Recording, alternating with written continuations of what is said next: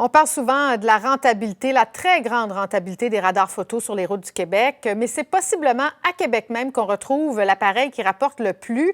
Marc-André, le radar qui se trouve là à l'angle du boulevard Charest et de l'avenue Saint-Sacrement a rapporté pas moins de 6 millions de dollars.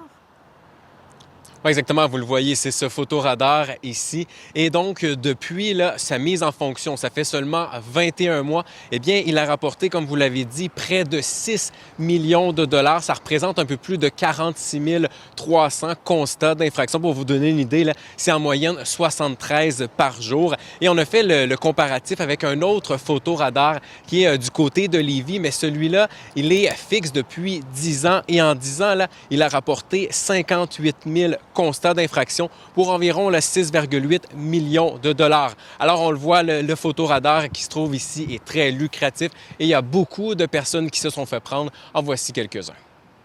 Je pense que j'ai fait prendre deux fois dessus. C'est sûr qu'il est mal placé si on se trompe. On arrive des fois sur notre élan, puis on se fait prendre.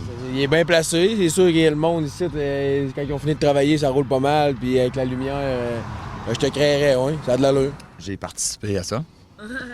Ici, on fait le total de tous les photos radars mobiles et fixes de l'ensemble du Québec depuis le début, là, en 2009. Eh bien, le total là, des constats d'infraction, c'est 182 millions de dollars, donc qui a rapporté à l'État. Donc, on le voit, là, les photos radars qui sont plus lucratifs que jamais. Merci beaucoup.